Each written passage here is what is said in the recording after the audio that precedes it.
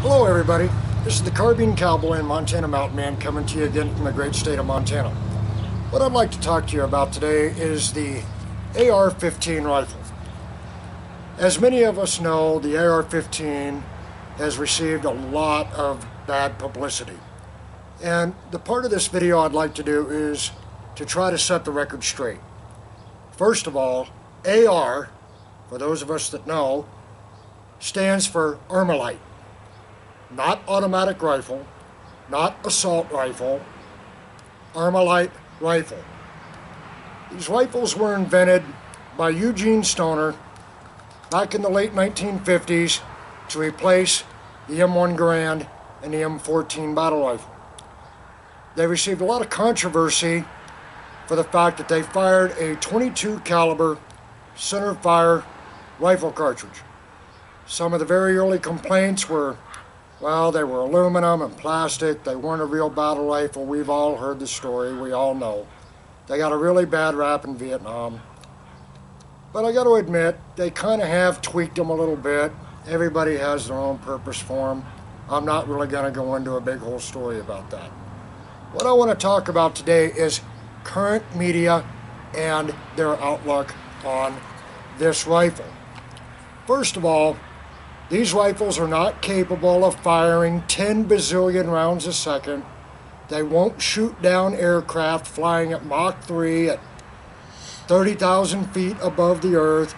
They won't stop a German Tiger tank. They are a mediocre rifle cartridge that isn't even legal to use in some states to hunt deer with. Most states restrict the use of the cartridge because some of them require that they be a .24 caliber. My state of Montana allows you to deer hunt with the .22 caliber centerfire rifle, but with proper bullet choice and proper bullet placement out to a couple of hundred yards, they are adequate for taking antelope and deer. A lot of guys around here use them for prairie dog hunting, coyote hunting. But with the proper bullets, as I said, and proper bullet placement, as far as keeping your target out to a couple of hundred yards, they are adequate for big game. Now, I'm going to kind of turn this over to Montana Mountain Man a little bit. This is his Smith & Wesson M&P AR-15, and I'm going to kind of let him explain a little bit to you about what he likes about it, since this is his rifle, and some of the things that he's done to it, and let him kind of say some of the things that annoys him about the media. And being a younger man, he could talk on a younger level versus me being an old man in his eyes about the way he feels about the rifle. So with that, I will turn that over to Montana Mountain. Okay, so right here I have a Smith & Wesson M&P Sport 2 AR-15. It's equipped with a Nickstar 1.1 to 4 power, and I only chose the 1 to 1 by 4 power because for what I do I don't need a 3 by 9 or anything like that. Close quarter combat. It has illuminated reticles, blue and green. Has quick adjustments for windage and everything. And to me, these have gotten a bad rep, but they do have a purpose. The media always says, well, it's an assault rifle. This does most of the killing in the United States. To me, they aren't what the news media brings them. It's a .223 caliber. It's like he said, it's not going to stop a tank or anything. So they make it seem like they're going to take anything possible on the planet. This does have a safety and a fire switch, of course, and I didn't do any tiger striping like he did, but the news media just irks me because they make it seem like this is the worst rifle you could possibly own. Well, now, as a young man, when you were in school, I guess what I'm trying to say is, younger people of your generation, what is their attitude that you have heard from fellow classmates and stuff about these particular rifles? Well, the people I hang out with them love them. But then again, I have these people that sit in my classroom and they think that there should be no such thing as a rifle that can carry over a 4-round magazine, 10-round magazine, or whatsoever, because of what they think you can't shoot 30 rounds to protect yourself because you only need a few rounds. But even at that, they don't think you should be able to carry anything at all. You've been hunting for quite a few years now and own a vast array of firearms. A vast array of firearms. Would you classify this as your first choice as a rifle that you would take out for big game? Depending, I guess. Big game would be more like deer, antelope, anything like that. Probably not, me personally. I have other rifles to do that, like a 257 Weatherby Magnum. But no, I would more use this for like coyote hunting, prairie dog hunting, just a fun around planking rifle. I'm not going to go take it shooting any deer-sized game. Maybe your thoughts are a little bit different, but that's just my thoughts. Well, you know, being a younger man and you people of the younger generation, you know, that are all hyped up today on the modern marvels and have to have the bigger, better, newest toy, would you recommend these rifles to younger people, or, well, maybe like your girlfriend or something, if she was wanting a gun that was of low recoil, decent accuracy, and cheap to shoot? Definitely, I would. And they're light depending on how much you put on the rifle.